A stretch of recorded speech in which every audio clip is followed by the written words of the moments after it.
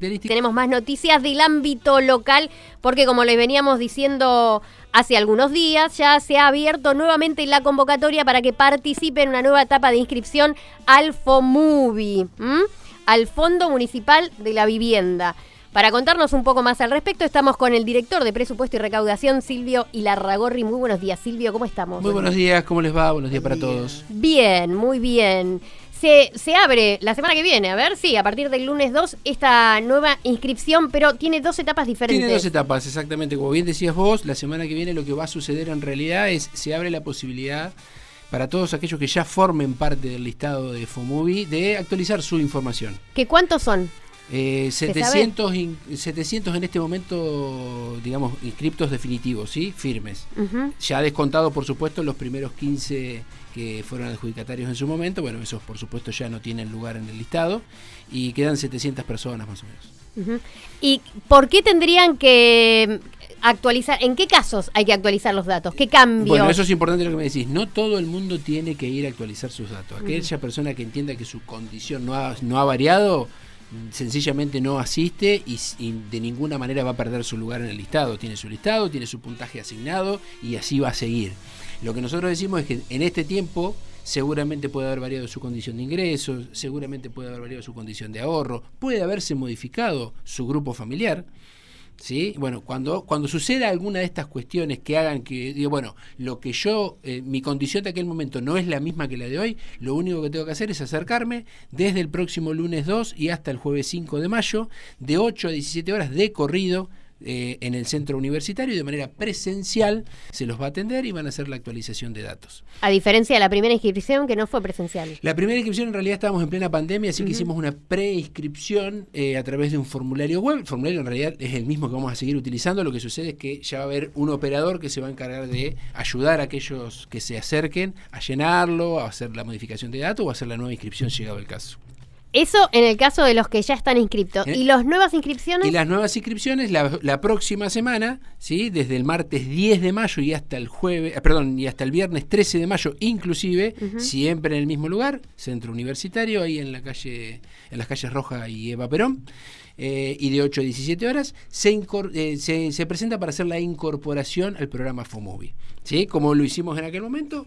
Podés inscribirte. ¿Por qué motivo? Porque en aquel momento se te pasó, porque quizás no cumplías alguna de las condiciones en aquel momento y ahora sí. Ejemplo, uno de los eso te iba a preguntar, las condiciones, ¿quiénes se pueden anotar? Uno de los requisitos excluyentes que muchos no alcanzaban por poquito y ahora posiblemente estén, era tener 5 años de residencia en el Partido de Monte, poder acreditarlo. Había personas que por poquitos meses no pudieron participar en aquel momento y quizás hoy estén ya en condiciones de acreditar esa condición y por eso se pueden incorporar. Y uno, a través de qué me imagino, ¿no? ¿Cómo acreditas que vivís en Monte? Por ejemplo, un alquiler. En el caso del DNI, es sencillo. Si tu DNI no acredita esa situación, si vos no podés acreditar a través de tu DNI que hace más de 5 años que estás en el Partido de Monte, podés traer o un recibo de algún servicio, ¿sí? de aquel momento que acredite que vos tenés, algún contrato de alquiler que te permita demostrar que vos hace más de 5 años que estás en Monte. Bueno, cualquiera de esas situaciones que a vos te permita acreditar que hace 5 años que tenés residencia en el Partido de Monte. Otra condición excluyente sería que ya seas propietario. Exactamente, si ya sos propietario tampoco podés, te podés inscribir, pero naturalmente vas a quedar excluido por no cumplir precisamente con ese requisito y no también poseer ni haber recibido en ningún momento ningún tipo de otro beneficio habitacional, como puede ser haber tenido un Procrear o algún otro tipo de programa de esas características. Tampoco podés acceder a este programa FOMUVI. Ahora, ¿qué pasaría en el supuesto, me imagino, ¿no? Alguien que recibió una casa en algún otro barrio, sí. 80, 90, 140, cualquier casa, se separó y no tiene divorcio, por ejemplo. ¿Cómo se separó? No tiene se divorcio. Separó, lo recibió estando casado, sí. Se separó y la otra parte se quedó con esa casa. Bueno, tendría que acreditar esa situación. Si vos me decís que no hay divorcio, le va a resultar, lo estoy pensando en voz alta ahora, le va a resultar bastante complicado acreditar la situación.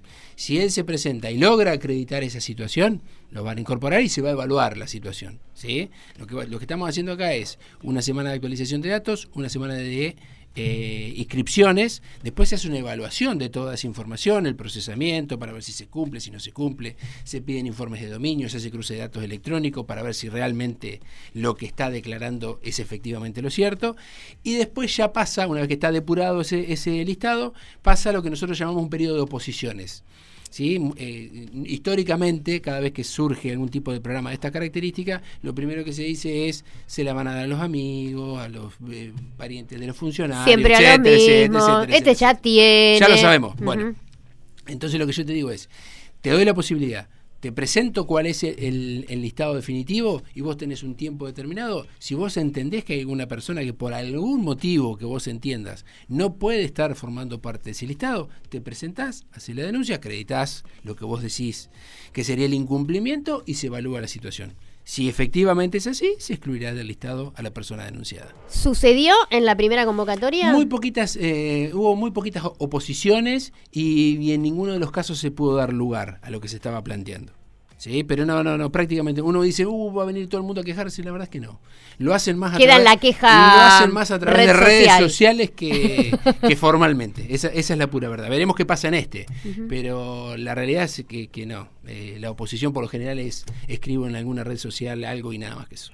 Ahora, hablaste del sistema de puntuación, sí, ¿no? Que es como termina uno acreditando o siendo el acreedor de estos terrenos. ¿Qué es lo que te da puntos? En realidad es así, la puntuación surge de una ponderación múltiple. Nosotros, el programa lo que evalúa son 4 aspectos. Primero, la edad. Segundo, la composición del grupo familiar. El nivel de ingresos mensuales y la capacidad de ahorro.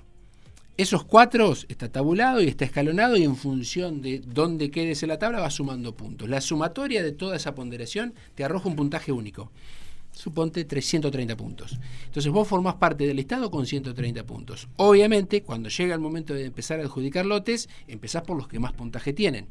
¿Sí? Quizás vos llamás en esto a alguien que tenía un puntaje superior al tuyo, pero en este tiempo que pasó ya adquirió un lote. Entonces ya no puede participar en este programa. Seguís con el siguiente y así sucesivamente. ¿Sí? Por eso te digo, a mí lo que me parece que en este tiempo puede haber variado la condición de ingresos de muchas personas, puede haber variado la capacidad de ahorro de muchas personas y eso suma puntaje. ¿Sí? Puede haber cambiado la composición del grupo familiar y eso suma puntaje. Mientras mayor el grupo familiar, más puntaje te da. No necesariamente. Nosotros apuntamos, como bien lo planteamos en aquel momento, a los sectores de ingresos medios a bajos. ¿Cuál es el sentido de esto? Que puedan acceder a aquellas personas que normalmente no podrían acceder por una vía tradicional. ¿Me explico? Entonces, si una persona, una de las cosas que me parece importante aclarar es, yo te digo el nivel de ingresos y dentro de la documentación te digo, bueno, tráeme tu recibo de sueldo, si lo tenés. Claro. Si no lo tenés, podés participar igual. O sea, los que trabajan en negro. Exactamente. Las personas que tienen un trabajo irregular, que trabajan en negro como se conoce normalmente, pueden participar. ¿Cómo hacen para suplir ese recibo que no está? Para acreditar. Hacen una declaración jurada. Por eso, que tengan en cuenta que eso que van a llenar es un formulario que tiene carácter de declaración jurada, donde dicen cuál es el ingreso mensual de todo el grupo familiar. ¿Sí? Volvemos. La intención es llegar a aquellos sectores que normalmente no podrían acceder por la vía tradicional. Bien. Hoy por hoy la realidad del mercado indica que muchas personas que tienen su trabajo en blanco y que uno podría decir no tienen un mal sueldo, no pueden acceder al mercado inmobiliario. Esa es la realidad. Si vos vas a un banco con algunos recibos y dices, no, con esto no te puedo dar el dinero para comprar un terreno. Esa es la verdad de la historia. Bueno, la intención es todas aquellas personas que de alguna manera tengan vedado ese acceso, tratar de que a través de este programa puedan tener la posibilidad. El loteo cuál es y cuántos lotes están a disposición en esta segunda instancia? El loteo es el barrio Las Palmeras, ¿sí? Ajá. Que queda loteo de Las Palmeras, queda, imagínate en barrio 80 Vivienda, barrio Los Espinillos, bueno, detrás, entre la vía y esos barrios que te acabo de mencionar, está ese loteo. Ese loteo es un loteo que está desde muchísimo tiempo. Los lotes que están a disposición del municipio son 14, eso surgió de un acuerdo con el privado, hicimos una regularización de todo ese loteo. Porque no estaba regularizado. No estaba regularizado, había deudas del inmueble original, así que bueno, nos juntamos con el particular. Había 4 lotes, ¿sí? 4 lotes o promesa de lotes, si vos querés plantearlo así, en aquel momento, que se habían cedido a algún gobierno anterior. Entonces unificamos todos esos convenios. esos 4 lotes que estaban originalmente, más 10 lotes que son los que ponen a cambio de esta normalización de deuda de la que te estábamos hablando, son los 14 lotes que van a quedar a disposición del municipio. ¿Cómo es el sistema? ¿Cómo hace el municipio con el particular para tener estos loteos? ¿Cómo hace con el particular? Claro, por ejemplo, ya van 2 loteos, sí. ¿no? El anterior, no, los anteriores eran inmuebles que ya eran del municipio y que por algún motivo no se habían cedido a la gente. Ahora, lo único que hicimos miramos, empadronamos, digamos, todo lo que tiene que ver con los inmuebles de monte, nos dimos cuenta estos son inmuebles municipales, normalizamos la cuestión formal y se entregaron a la gente, por eso salieron rápido. En este caso llegamos a un acuerdo a través con un particular por condonación de deuda. El particular no nos pagó con dinero, nos está pagando con lote. Tierra en este caso. Te comentaba un poco fuera del aire, estamos en tratativas también con otros particulares que son dueños de un inmueble, que tenían originalmente alguna intención de hacer algún tipo de loteo, no tienen el dinero para hacer la inversión y hacerlos, así que posiblemente se pueda llegar a algún acuerdo. El municipio encararía las obras de infraestructura que tiene que ver con los servicios que se le requiere a cualquier loteo, ¿sí? O se debiera requerir a cualquier loteo, y a cambio de toda esa inversión que hace el municipio, también se queda con lotes que van a ser incorporados al programa. Esa es la forma que el municipio tiene para tener terrenos. ¿Ya no hay terrenos municipales a la venta? Los terrenos municipales, los que teníamos municipales, ya están entregados. Y hay algunos que están, por ejemplo, dentro de estos 14 que estarían disponibles en esta segunda etapa, posiblemente se incorporen 4 más. Porque había 2 partidas municipales que se pide la subdivisión y de 2 salen 4, así que, pero bueno, eso no lo damos como firme porque todavía no lo tenemos. Entonces lo que estamos hablando hoy son de los 14 que vamos a poder adjudicar. ¿De qué dimensiones son? ¿Siempre son las mismas? No, depende del lugar también. ¿Sí? Bueno, un poco lo que me hablabas vos también, ¿cuál es el valor? Que muchas veces es la duda. Bueno, ¿cuántos se van a vender? Bueno, depende. Digamos, la tierra tiene... Y sí, porque depende del lugar donde estén emplazados también. Yo recién te hablo del loteo de Las Palmeras, se entregaron algunos en el Laura Yanacó o en el Eva Perón en su momento, o sea, son valuaciones distintas. Entonces lo que nosotros hacemos, siempre estipulado por la ordenanza, tomamos 2 tasaciones del mercado inmobiliario, hacemos un promedio y el 50% de ese promedio es el valor que el municipio cobra por los lotes. Y no estamos hablando de porque otra de las cuestiones, de los cuestionamientos, bueno, pero al final que son inmobiliarias, venden terrenos, no vendemos terrenos. ¿Qué pasa Tomamos con ese tierra, dinero? Se reinyecta el programa, ¿sí? Por ejemplo, de la venta de los primeros 15, bueno, ya hay 5 que terminaron de pagarlo, porque dentro de esa declaración jurada también tenés que decir si querés pagarlo de contado, si lo querés pagar en cuotas, si querés hacer una entrega, digamos, tenés distintas opciones para adquirirlo. Todo ese dinero que se fue incorporando a la cuenta especial de FOMUBI se está utilizando para empezar a hacer las obras de infraestructura, las 4 hectáreas que se compraron a principio de la gestión, se compraron 4 hectáreas que se van a destinar también a este programa. Ya estamos próximos a pagar el 50%, se pagan cuotas, y ya en el propio convenio original, cuando terminemos de pagar el 50%, hacemos la escritura traslativa de dominio y empezamos los trámites de la subdivisión. De eso van a salir unos 74, 75 lotes más o menos.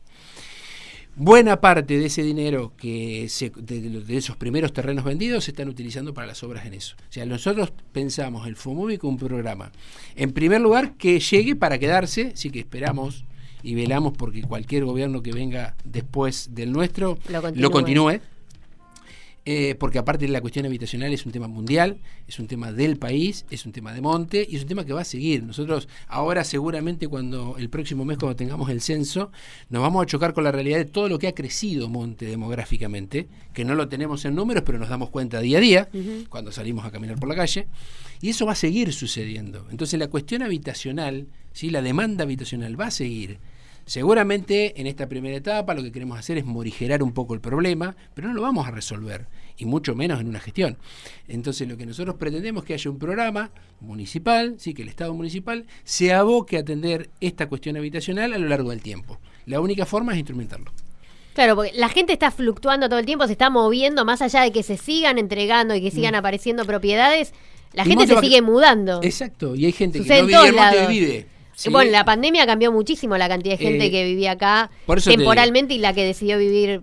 Exactamente. Nosotros se nos dio, digamos, el año anterior debimos haber tenido un censo, no lo tuvimos. Si tomamos el crecimiento, digamos, de los 10 años que llevaron hasta el censo del 2010, 2011. 2010 fue. 2010. Monte había crecido. Monte era una de las localidades de la provincia de Buenos Aires que más había crecido demográficamente. Entonces, si yo lo que hago es, de alguna manera, continuar esa proyección, me voy a encontrar con una realidad llamativa cuando tengamos los números del próximo censo. Bueno, eso es demanda habitacional, que hoy no la estamos viendo. O sea, la vemos porque nosotros en el municipio la vemos todos los días. Nosotros cuando llegamos al municipio nos encontramos con unos listados hechos a mano de, no sé, 600 personas que o pedían un lote, o pedían ayuda, o pedían una sociedad. Dijimos, bueno, pero ¿qué pasa con todo? ¿Por qué está toda esta demanda?